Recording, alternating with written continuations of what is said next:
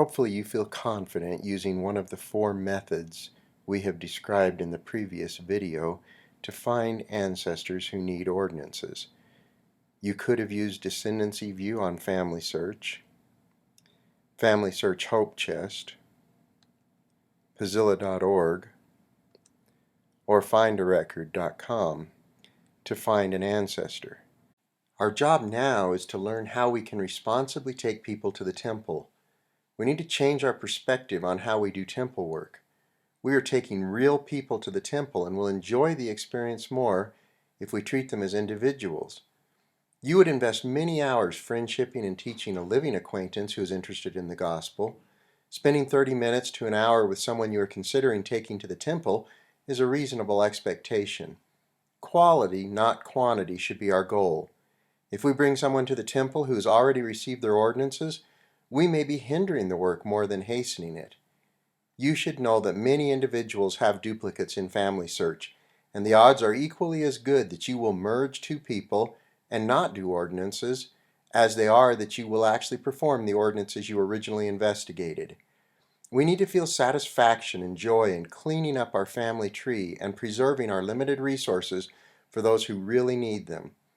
After we find a green temple, and before we request the privilege of taking our ancestor to the temple, we need to review the information we have about them so that we can correct, complete, and prove information and relationships regarding our ancestor. We also want to check whether duplicates of our ancestor exist on Family Tree in Family Search.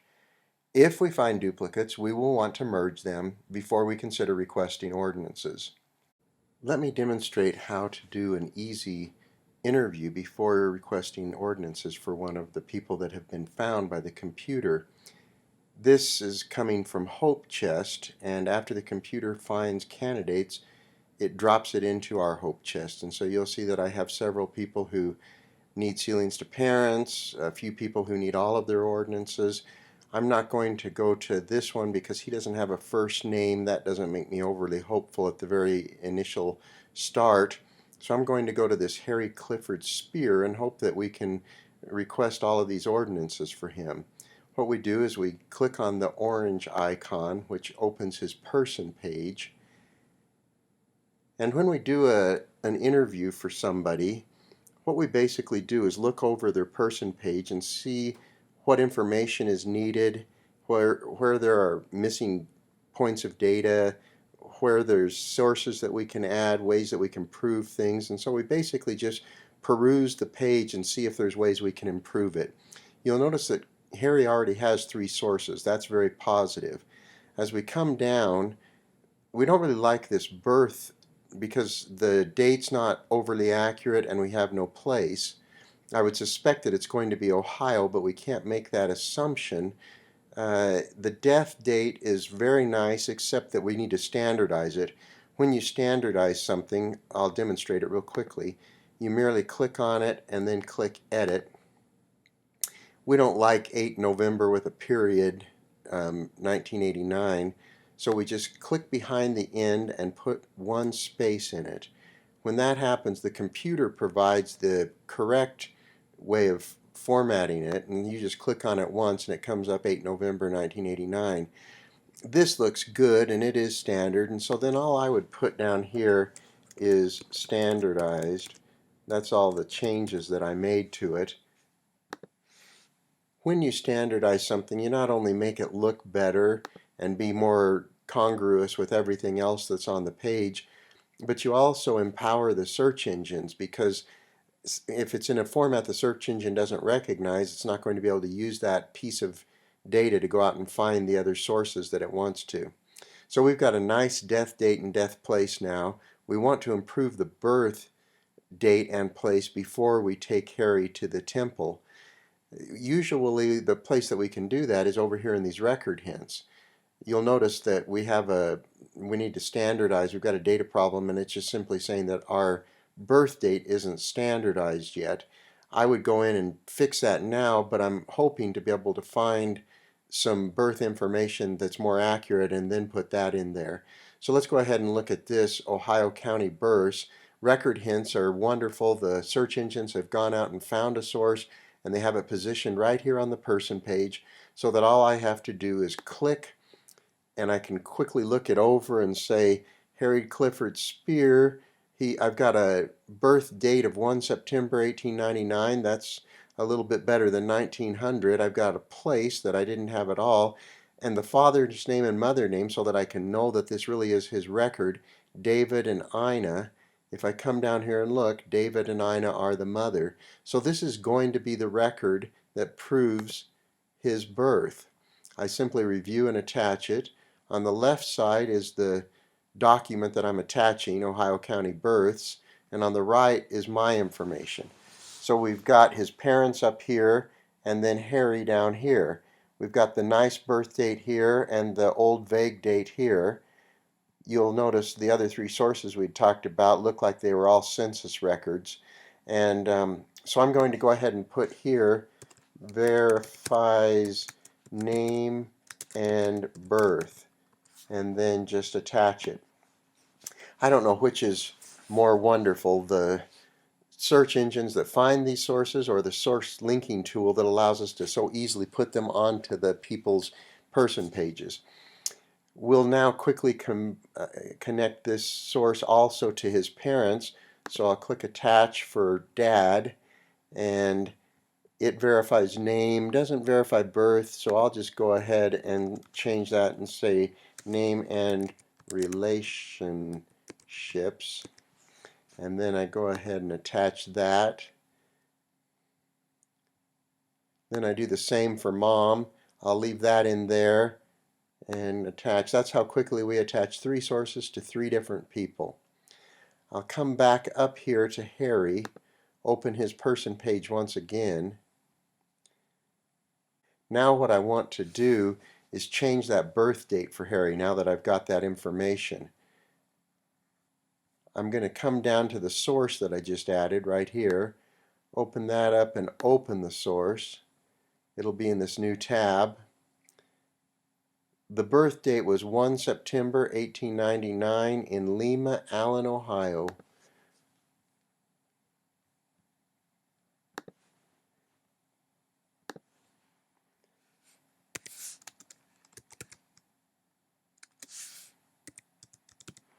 I can go ahead and put it in incorrectly and the computer will suggest the appropriate answer. And then I put in here Lima, Allen, Ohio. You notice I can not capitalize right and the computer will fix it. I click on it. Now I've got a standard birth date and a standard birthplace, and I put here verified on birth record and save it. I'll close that, and now I've got a really nice birth date, birthplace, death date, death place. I've got a wife, a child, I've got parents, brothers and sisters. I could look for more children, and since they were married on 1943, I could come down, and I don't see any easy census records that would help me to be able to find any more children, so I'm not going to pursue that. There is one other thing I wouldn't mind looking for, and that's some validation of this marriage date. Harry is quite a bit older than Betty, which is not unheard of, but I wouldn't mind having proof of both the date and that Betty was the one who was the wife. If I look at the record hints that I have, neither one of them are able to give me the kind of information that I want. So I have one other opportunity, and that is our partner sites.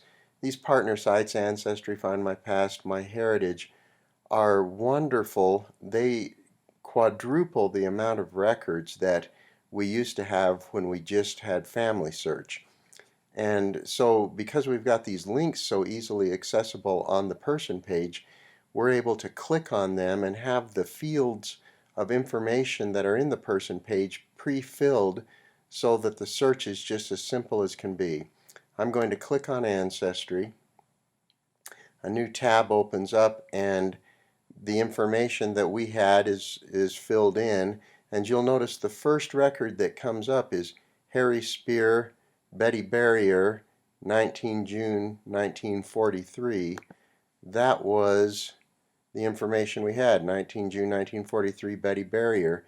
And so there's the proof that I was wanting, and it was very easy to find on Ancestry. I didn't have to do any fancy searching or research. I'm going to go ahead and open the record. That's not much to see, but it is a valid and powerful source. This is how you attach a source outside of Family Search. You'll see that it's not quite as easy, but it's not too difficult. You simply highlight the information that's on the source, and then you use Tree Connect. It's also called Record Seek, and it's an extension that you have to add. I've already added it to my computer. You click it, and it will say, do you want to create the source in Family Search or Ancestry? I want to create it in Family Search. The part that I highlighted is down here in these notes. It wants me to sign into Family Search so that it can go ahead and access it and attach the source. I've got a very nice title, how to get there, what's in the citation, and then the notes that I did. I'll click Next, and it wants me to tell it who in Family Search I want to attach the source to. So I have to go back to Clifford here and get his number. You want to be very careful not to get an extra space in there. You also need to be aware that it hides behind your screen sometimes. So I put that in, paste the number, and now when I hit Next, it opens up to Harry Clifford Spear.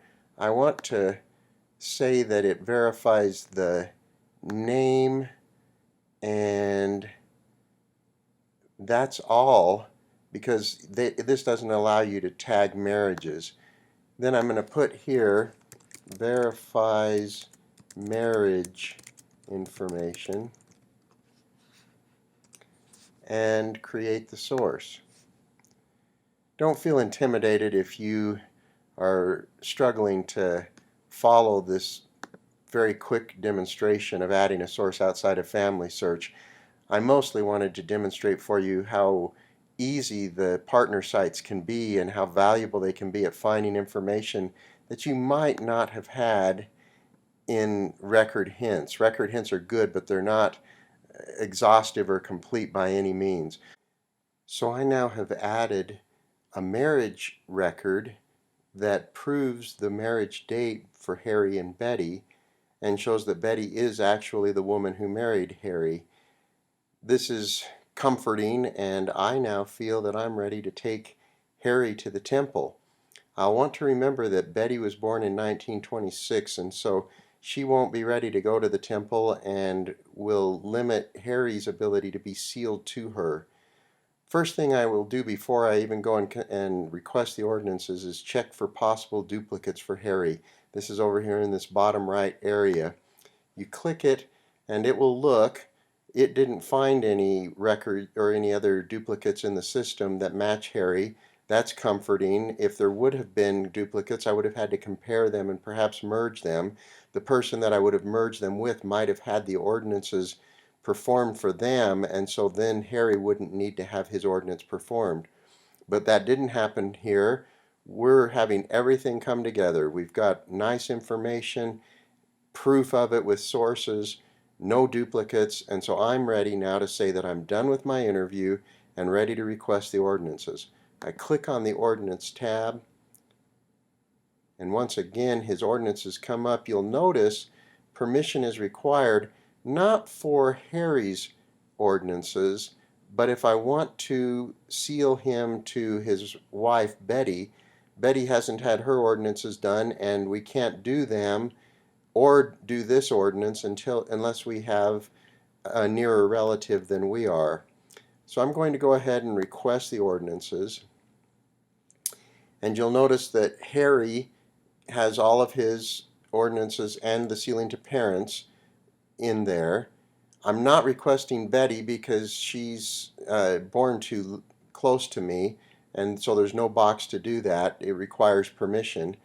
Something that's very interesting as you come down here is that Harry's parents need their ordinances, and I hadn't noticed that before. I'm going to take that off right now because I haven't interviewed them yet. And so I will go and interview them, and I will do their ordinances for them, but that'll be a separate experience. I'm not going to take the whole group right now. So the only person I'm requesting is Harry and his personal ordinances. I go ahead and click request, and it comes up with this screen that says, who can you do ordinances for? In essence, it says they need to be your family members, and it tells you that you shouldn't do it for famous people, for people that have just been gathered out of various projects, and you shouldn't do it for Jewish Holocaust victims. Also, anybody that's been born within the last 110 years, you need to have permission from the closest relative. None of that pertains to me. They are my relative and they fit these parameters, so I go ahead and say I have read and will comply. This tab lights up, Add to Temple Ordinance List. I click it, and I'm now going to be able to do Harry's work. You'll notice the things have changed from green to yellow, which means that I have reserved them on the 27th of January, and I'll have to wait until I am able to do the work for Betty Jean for her to be sealed to my friend here, Harry. Now I could print these cards from this location, but I want you to know about the Temple tab and where you manage all of your ordinances. So I'm going to go up here. The Temple tab has these various subcategories. We'll just go to all reserved. And this is where all of the ordinances that I have requested are residing until I print them and do them. Once I do the ordinance, it evaporates from my box and is no longer there. Until I do it, it is here letting me know that there's work to be done. So as this fills, Harry should be the top person on my list.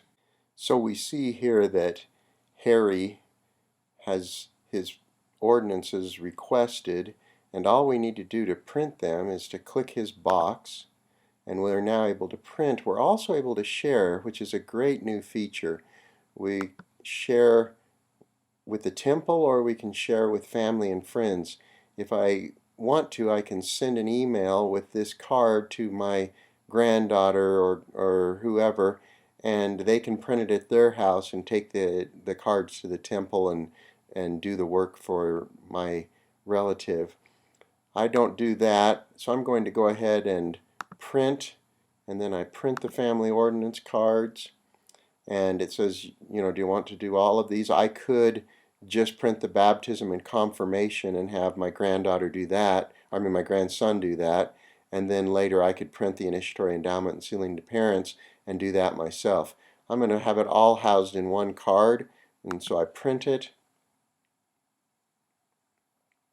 This is the new thing that's just happened this year, where we print it at home instead of taking it to the temple, and so it will look like a regular card on white paper. This is an image of what the card will look like, and when it prints out, I'll simply cut it along here, and then I'll take it to the temple and do the work. And so then I just click print. And then after it prints on my computer, you'll notice that when I go back to the temple box, I'll say yes, it did print. Now you'll see the yellow become green, and the legend tells you that you request with light green, you're not printed. Now dark green is that you have printed but haven't done the work. And so that's the entire process for doing an interview and requesting the ordinances.